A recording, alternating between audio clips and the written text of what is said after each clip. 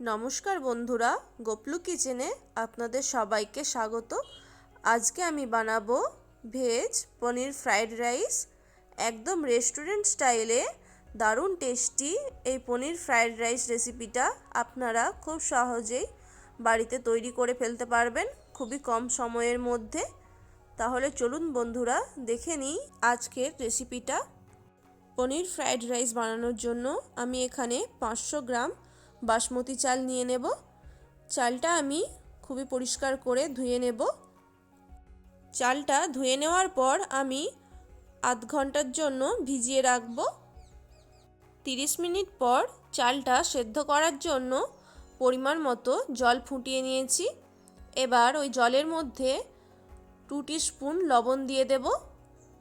লবণটা জলের সাথে মিশিয়ে দিয়েই ওর মধ্যে ভিজিয়ে রাখা চালগুলো দিয়ে দেব এরকম একটি ছাঁকনির সাহায্যে।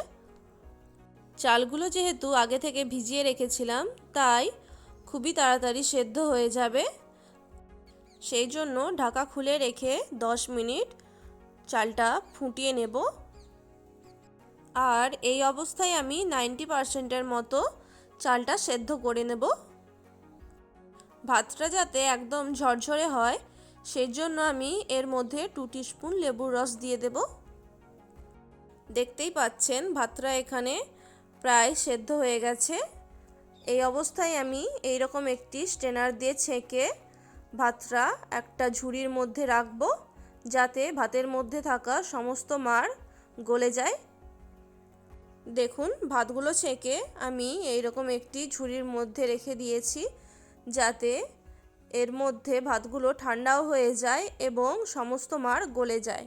এরপর 250 গ্রাম পনির নিয়েছি, ওর মধ্যে হাফ টিস্পুনের মতো লবণ দিয়ে দেব। ওরই সাথে দিয়ে দেব হাফ টিস্পুন গোলমরিচ গুঁড়ো আর দিয়ে দেব হাফ টিস্পুন কাশ্মীরি লাল লঙ্কার গুঁড়ো। এবার এই 3টি উপকরণ পনিরের মধ্যে ভালো করে মিশিয়ে দেব। পনিরটা ভালো করে মাখিয়ে নিয়ে আমি 5 মিনিট রেখে দেব। 5 মিনিট পর পনিরগুলি ভাজার জন্য কড়াইয়ের মধ্যে 4 টিস্পুনের মতো সাদা তেল দিয়ে দিচ্ছি। তেলটা খুব ভালো করে গরম করে নেব। তেল গরম হয়ে গেলে ওর মধ্যে পনিরগুলো একে একে দিয়ে দেব। এরপর পনিরগুলোকে 2 থেকে 3 মিনিট ধরে লাল করে ভেজে নেব। পনিরগুলো ভাজা হয়ে গেছে। এবার একটি পাত্রে তেল থেকে ছেঁকে তুলে নেব। আমি এখানে পনিরের পিসগুলো একটু বড় করেই কেটেছিলাম, আপনারা চাইলে ছোট ছোট করে পিসগুলো বানাতে পারেন। ফ্রাইড রাইসে দেওয়ার জন্য কিছু সবজি নিয়েছি, যার মধ্যে রয়েছে বাঁধাকপি, গাজর, বিনস, ক্যাপসিকাম এবং মটরশুঁটি। সবজিগুলিকে আমি ছোট ছোট করে কেটে রেখেছি। এবার কড়াইয়ের মধ্যে কিছুটা পরিমাণে তেল দিয়ে দেব। এরপর ওর মধ্যে আমি 25 গ্রামের মতো কাজু ভেজে নেব। কাজুটা এখানে অপশনাল, না দিলেও চলবে। এবার কাজুগুলি ভাজা হয়ে গেলে একটি পাত্রে তুলে নেব।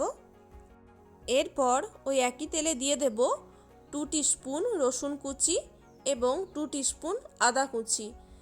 এখানে আমি আদা রসুন মিহি করে কুচিয়ে নিয়েছি। মিনিট 2 আদা রসুনটা ভেজে নেব। আদা রসুন ভাজা হয়ে গেলে ওর মধ্যে দিয়ে দেব পেঁয়াজ কুচি আর লঙ্কা কুচি। এখানে আমি 3টে মিডিয়াম সাইজের পেঁয়াজ নিয়েছিলাম আর 4টে কাঁচা লঙ্কা নিয়েছি। ঝালের পরিমাণটা আপনারা অবশ্যই আপনাদের পছন্দ মতো দেবেন। এদিকে পেঁয়াজটা বেশি ব্রাউন করে ভাজবো না, অল্প নরম হয়ে গেলে ওর মধ্যে দিয়ে দেব গাজর আর বিনস। যেহেতু এইগুলি সেদ্ধ হতে বেশি সময় লাগে তাই সবার আগে এইগুলি দিয়ে দিচ্ছি। এবার গ্যাসের ফ্লেমটা বাড়িয়ে নিয়ে সবজিগুলোকে কিছুক্ষণ ভেজে নেব। সবজিগুলিকে নরম করব না, হাই ফ্লেমেই ভেজে নেব। 2 মিনিট গাজর আর বিনস ভেজে নেওয়ার পর ওর মধ্যে বাকি সবজিগুলো দিয়ে দিলাম। এবার বাকি সবজিগুলিকেও হাই ফ্লেমে 2 থেকে 3 মিনিট ভেজে নেব। অবশ্যই খেয়াল রাখতে হবে সবজিগুলো যাতে না গলে যায়, সবজিগুলির মধ্যে যেন ক্রাঞ্চি ভাবটা থাকে।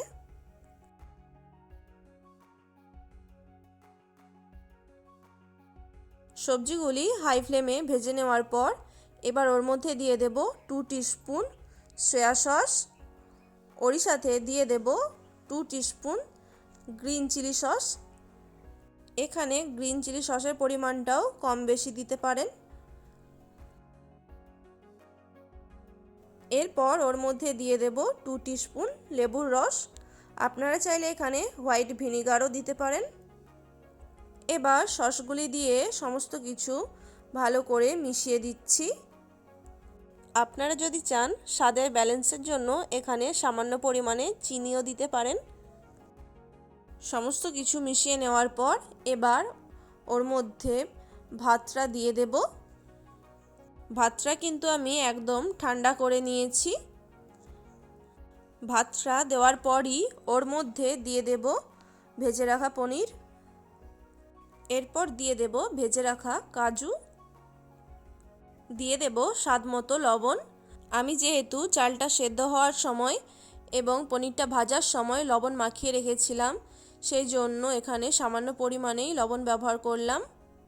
ওরই সাথে 1 টিস্পুন গোলমরিচ গুঁড়ো দিয়ে সমস্ত কিছু ভালো করে মিশিয়ে নেব। আচ্ছা, একটা কথা বলে দিই, আমি যেহেতু ভাতটা 90% মতো সেদ্ধ করে নিয়েছিলাম, ভাতটা ভাপে থাকা অবস্থায় কিন্তু বাকিটাও ভালো মতো সেদ্ধ হয়ে গেছে।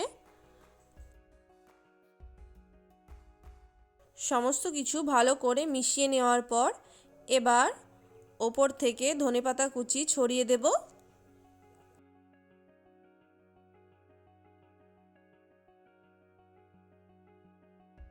ধনেপাতা কুচি ছড়িয়ে দিয়ে ফাইনালি আর একবার সমস্ত কিছু মিশিয়ে দেব। দেখুন বন্ধুরা, আমার পনির ফ্রাইড রাইস একদম তৈরি হয়ে গেল। আজকের এই সিম্পল রেসিপিটা কেমন লাগলো অবশ্যই কমেন্ট করে জানাবেন। ভালো লাগলে ভিডিওটিতে একটি লাইক করে দেবেন। আর আমার চ্যানেলে নতুন বন্ধু হয়ে থাকলে প্লিজ চ্যানেলটিকে সাবস্ক্রাইব করে পাশে থাকা বেল আইকনটি প্রেস করে দেবেন। ভালো থাকবেন, সুস্থ থাকবেন। রেসিপিটা সম্পূর্ণ দেখার জন্য অসংখ্য ধন্যবাদ।